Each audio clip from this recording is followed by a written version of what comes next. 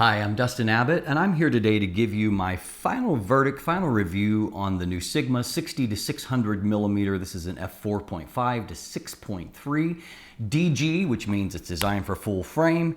It has their OS or optical stabilizer, and then it has an HSM or hypersonic motor focus system in it. Now, this is also from their sport line, and so sport line lenses are designed with a higher grade of weather sealing and kind of robustness of build, with the recognition that they're going to be used in sometimes maybe more hostile type environments, more weather conditions, the things that come along with a lot of outdoor type events or wildlife shooting, that type of thing. And also, of course, Sigma has worked to make sure that the focus systems in these sport lenses are capable of keeping up with action to some degree. I'm here to test all of those claims here today and give you my final verdict on what my testing over the last several weeks has revealed. And so if you missed my very first look episode, I took a look at the build and the design, kind of the handling and features of this lens. And so if you want more detailed information and a closer look at it, I would recommend that you take a look at that episode. I initially kind of viewed this and I framed it in that first video as being kind of an extension of the very popular 150 to 600 millimeter focal range.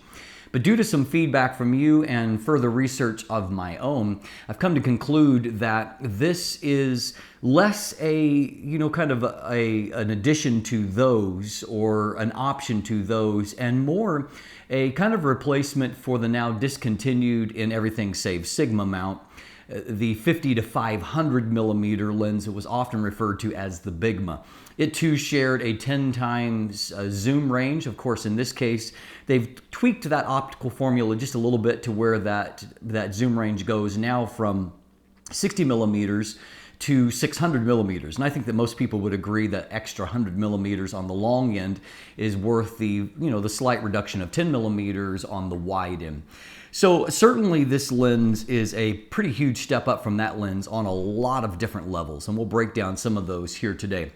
A few things to highlight before I jump into the more details is that this lens is compatible with a lot of Sigma's, kind of recent technological advances. And so that includes compatibility with the MC11 mount converter, and so that you can use it on Sony bodies. And I'll detail a little bit about that performance a little later on in the review. It's also compatible with their USB dock, and so you can make different tweaks in terms of the autofocus performance. You can also tweak things like behavior of the optical stabilizer, and there's some custom mode switches, and so you can help to program functionality into those, however you would like to do that. And so certainly some positives when it comes to all of that. Now, I noted when I did the 150 to 600 millimeter sport review that I found that lens a bit of a challenge to balance. And the reason for that is that it's a heavy lens, heavier yet than this lens. So it's over 6 pounds for the 150-600 Sport. This is a little under 6 pounds. And but the biggest thing that I found, not that that weight is necessarily killer, is that I found that because of the nature, a lot of times you're supporting a fair ways out from the body, and the 150 to 600 Sport is longer still than this lens. And so if you're supporting a ways away from your body, I found that there was quite a lot of weight towards the front of the lens. That made it, over long periods, it would get fatiguing to try to balance that. This lens has a little bit better balance, and while it's not a whole lot lighter in an absolute sense, it is somewhat lighter, but not in a critical way. But what I have found is it a little easier to balance, and I think that's because of the approach that Sigma took here. And so they actually have a blend of 3 different materials that are a part of the design, starting with the lens hood itself is actually a carbon fiber embedded plastic. And so, obviously carbon fiber is incredibly tough and durable, but it's also incredibly light. And so this lens hood, even though it's substantial, it is really, really light. And I noted before, it has a rubberized ring at the front that makes it a good natural place to absorb some bumps, or even if you store the lens with it sitting down like this, it protects both the lens itself and then also whatever surface you set this beast on. So that helps somewhat there. The other thing that helps is that while the main core of this portion of the lens is made out of magnesium alloy, so a metal, same kind of metal that's used in camera bodies. It then blends into a portion of the barrel moving out here that is actually made of what they call a thermally dynamic composite. That's, Sigma speak for their engineered plastics. So byproduct of that is that they have, as you look at that, they have gone from the heaviest materials to the lightest materials in a progressive sense. And I think that that was some smart engineering, because I think that that has helped the balance issue. That, there's still a lot of bulk away from your body, but they've designed it and so the materials out there are helping the balance point of the lens to where it's a little easier to handhold. Now, you will want to, there is a zoom lock here. You will want to utilize that because, as you can see, zoom creep definitely happens, and it happens, fairly quickly. And so utilizing that zoom lock, if you're carrying this lens, in a strap or a harness where it's pointed down, you're going to want to engage that. Now, one thing that I did discover as a part of my review is that I kind of did a double take when I was doing my first look episode, because I was looking at the specs and noting the minimum focus distance, which in this case is right under 2 feet, which is really, really, tiny. And it wasn't reconciling with what I had seen in the field at that point. And so I was just kind of curious as to what that was. And so, 0.6 meters, 60 centimeters is a really close minimum focus distance. And so I noted that when I was out in the field, and of course, typically that minimum focus distance is applying to, your longest zoom position. That's where you get your maximum magnification. And I was finding that I was not able to focus down that closely. After some further research, when I started to test things on my own, and then I started to research a little deeper into the release materials on this, I discovered that actually at 600 millimeters, the minimum focus distance is identical to the 150 to 600 Sport, for example. And so it's only 8.5 feet or 2 meters. And so it's really not all that close at all. That minimum focus distance is actually at the 200 millimeter position, and that's where you get your maximum magnification figure of 0.30 times, which is extremely useful. But it's useful for that, but just note that in the field, you're not actually going to be able to focus down more closely on a subject if you're out at the longer telephoto portions. And so it's maybe a little bit less useful than what I might like, because in reality, at the longer focal distances here, you really haven't shaved anything off the minimum focus distance. So just kind of note that. It may not be a big deal for you, but I did want to clarify that. And at least for me, it helped to explain the difference between specs and reality is what I was seeing. And in fact, if you look closely at the gauge here, it actually says 2 to 8.5 feet, which reflects those two differences, or 0.6 meters to 2.6 meters. Also reflecting the varying minimum focus distances that are inherent to the lens design. Now, I also took a detailed look at the autofocus ability of this. I found that the speed, the behavior of the focus motor is quite good. I have no complaints about Sigma's HSM motors. They're quiet. Focus speed is fairly fast. And I found in some situations, for example, I shot a high school basketball game. Now, in that kind of setting, obviously a variable aperture zoom lens like this that's not particularly fast. And by the way, you do get to slower aperture values fairly quick. I'll throw a chart up here right now so that you can see. This has been an area where Sigma has kind of fallen behind both Tamron as another third-party competitor, but particularly first parties like Canon and Nikon. You definitely hold aperture values longer, and for whatever reason, that's not been a strength of these Sigma super telephoto lenses. And so, it's not a huge difference, truth be told, but it is a minor difference. But my point is that this lens does need a lot of light. And so when I was shooting in an indoor gym kind of situation, I found that to get to stop action, I wanted a 1/500th shutter speed, make sure that I was able to just stop action I had to, shoot on my 5D Mark IV at ISO 12,800. Not necessarily a huge deal for that kind of application, and so it worked, but I mean, I wouldn't consider this to be the prime best lens for that kind of situation, because of that, that smaller maximum aperture. Now, when I did kind of burst what I call the torture test, I like to go out with, with a dog. For example, in this case, it wasn't my dog, a dog of a friend, a Burmese mountain dog pup that's already a pretty big animal. But I was tracking him, and what I found is that the burst speed tracking was okay, pretty good, not exceptional. Now, part of what I should highlight is that you have options. For example, in my 5D Mark IV, there's an option of you're kind of choosing what focus points you want to be active with any kind of particular lens.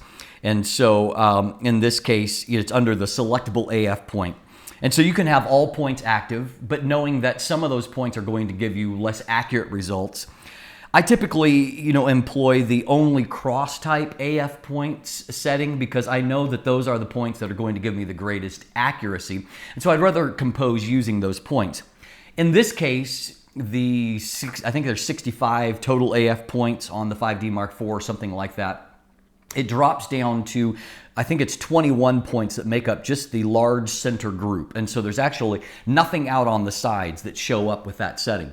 And so that's probably due to the maximum aperture here. But it is a little bit limiting when it comes to tracking, because if you want maximum efficiency with a body like this, it means you're basically needing to keep your subject centered in the frame, which with fast moving action is a little bit more of a challenge. And so I did find in this, though, there was some random misses, as you'll see, just all of a sudden in between frames, one goes out of focus and then it will come back to focus.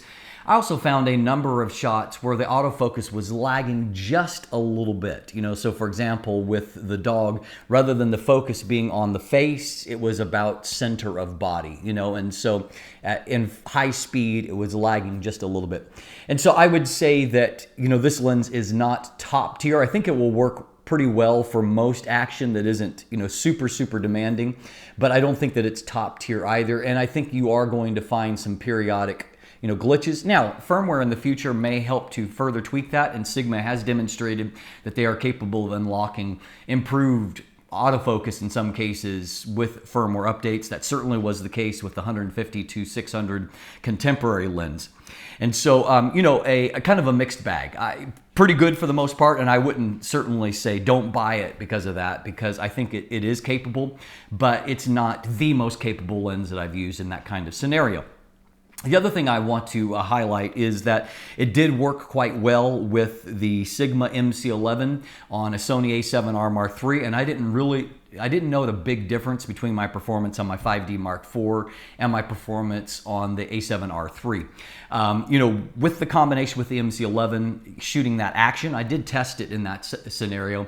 I think I got a few less keepers, and I don't know that the processor in the MC11 is capable of keeping up with the higher burst rates on some of the Sony cameras. Having to do all of those, algorithms that it's having to calculate to convert, one focus system to another. But, fairly well. And in terms of regular focus, not high-speed action, I mean, no problem. Autofocus, it was quick and fairly confident. So I have no big reservations when it comes to that front. IAF works fine, no issues there. And it also worked fairly well using the Canon adapter on the new Canon EOS R. And I found maybe there that if I was doing a major focus shift, that focus speed might be a little bit slower than what I would see on the 5D Mark IV, like not quite as much voltage maybe running through it, but for the most part it was fine, no issues there. Now, in a secondary episode, we looked at the image quality, and so I'd recommend that you take a look at that episode if you want a really detailed breakdown of how this lens performs across the focal range, because here I'm just going to give some general observations when it comes to that. I found that at 60 millimeters, the widest end of the focal range, center sharpness was good, edge performance lagged a little bit. As you begin to narrow down the angle of view, I found, say starting at around 100 millimeters, image quality got really, really good. And there is there's a sweet spot there in the center of the focal range where I think that the lens is quite strong. And I've got some really, really detailed, you can see a few shots here where I'm really impressed with the amount of detail that the lens is rendering. As we move towards the long telephoto end of the zoom range, I found that image quality did drop a little bit in my estimation, and I just didn't find that textures in real world shots were as crisp and detailed as what I would like. I think that one thing that has happened, of course, over this review period is that we have gotten a little bit spoiled.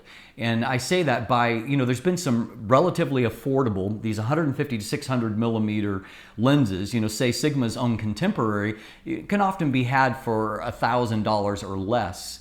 And yet it can produce some remarkably sharp images. And so when those lenses were released, we were all wowed at what they were capable of doing at 600 millimeters or 500 millimeters compared to what previous lenses had. And so I think all of our expectations have climbed a little bit. This lens is fighting the challenge of having to cover a 10 times zoom ratio compared to a 4 times zoom ratio for the 150 to 600 millimeter lenses. I say that to say expecting as good image quality out of a 10 times zoom ratio compared to a 4 times zoom ratio is frankly unrealistic. And I think Sigma has done a good job here, but it, I don't believe, is as good at the telephoto end as what some of those other options are. And good color rendition, however, here, bokeh quality is pretty good. I mean, I found it in some situations a little busier than what I like, but of course, with a long focal length like this, in a lot of situations, you have the ability to really compress a background and blow it right out. And so, you can achieve some pretty cool looking images with this. I also found that the lens did have some lateral chromatic aberration on the wide end at 60 millimeters. There's definitely some notable lateral CA. There's also some noticeable barrel distortion. As you begin to zoom in, however, that barrel distortion quickly dissolves, and there's no real issue with distortion from there on out. Neither is any real issue with chromatic aberration. They're actually quite well controlled. I also, although I don't have a Sigma 1.4 times TC, I did throw on my Canon version 3 teleconverter, or extender as Canon calls them, 1.4 times. And so with that combination, you get a 84 to 840 millimeter focal range on a Canon body. And so you can see that kind of zoom range here. And I actually found that image quality held up fairly well with that combination, and surprisingly, everything registered correctly. Part of that is because this lens, which is a great trend for Sigma, like other recent Sigma releases, it actually is properly registered by the camera body, and it is compatible, at least with Canon lenses, with Canon's lens aberration correction, which means that JPEGs receive all the various corrections, distortion, vignette, chromatic aberration, and diffraction, I think, are the 4 different things that are dealt with, and that your mileage may vary depending on your camera body. But, in my case with the 5D Mark IV, all of those things are properly corrected for. And the byproduct of that is that unlike the Tamron lenses, like the G2 lenses, which I've tested with that same Canon extender, they don't register right, maximum aperture or doesn't register right. They don't work quite as well. The Sigma does register properly, and I think it's because the Canon recognizes the lens properly, and in many ways it behaves similarly to a native Canon lens. And so that worked, fairly well, I found. Autofocus worked quite well. You're going to take a little bit of a hit. I felt like there was less contrast with the 1.4 TC attached, particularly at the long end. I will note at this time of year, it is hard to shoot distant subject. You can see it's winter here. One thing that happens in winter is that if you're shooting long distances, and not just in winter, by the way, it happens in summer too, but if you are shooting over any kind of varying surface where there are thermal pockets, where there are variations in temperature, that really distorts image quality. It's almost like shooting through distorted glass a little bit. And so it can be a little bit harder to test shooting a distant subject like infinity. That's just a reality of shooting a long focal length in the real world like this. So just note that. That's a part of having to review a lens like this at a time like this. In conclusion, I think that for those of you that view this in the context of being a very able replacement, a nice upgrade from the 500 to 500 millimeter Bigma lens. I think that you're going to be very happy with this. It's not cheap. It comes in at around 2,000 bucks. Makes it very expensive for a lot of shooters. I recognize that. It also, of course, is offering up a pretty killer focal range that will allow you to shoot most subjects with that one lens if you're out with it. And so that's certainly handy, because I've been out with 150 to 600 millimeter before and found a lot of circumstances where I felt cramped by the 150 millimeter limitation on the wide end. And so you may find that, that little bit of optical trade-off is well worth it to you for the enhanced versatility of the focal range. If you're viewing this in the context, though, as wanting to primarily shoot telephoto, you mostly want to shoot at 400, 500, 600 millimeters. If that's really your priority, then you are much better served in buying one of the 150 to 600 millimeter variants. And you've got, both of the Sigma options are very good options, and you can kind of break those down depending on your priority. If you want the higher grade build and the best autofocus and image quality, go for the sport version. If you mostly want just good optical performance and you're less concerned about a high grade build, you want a lighter, cheaper lens, then go for the contemporary version. Tamron's G2 lens is also a good alternative at the 150 to 600 focal length. All of those are good alternatives. I don't think that this lens is a direct replacement for those. And if you're looking for maximum image quality and a budget super telephoto, go for one of the 150 to 600. If you're looking for versatility, though, you want to go out with this one lens and maybe shoot both, some landscape scenes, but also shoot, birds, for example, or, wildlife. This is really a compelling alternative because it gives you good image quality, good autofocus performance, not top of the heap in either of those metrics, but it gives you good along with an incredible amount of versatility. I'm Dustin Abbott. If you look in the description down below, you can find a linkage to a couple of things. I've got a full text review on my website if you like to look through things and look for more information, more nuggets that I might share there. You can do that. There's also a linkage to an image gallery if you want to go look at more photos from this particular lens. Beyond that, there's also buying links. If you'd like to purchase one for yourself, you can follow me on social media, become a patron, become a subscriber to my newsletter. And of course, if you haven't already, click that subscribe button right here on YouTube. Please do so. Thanks for watching. Have a great day.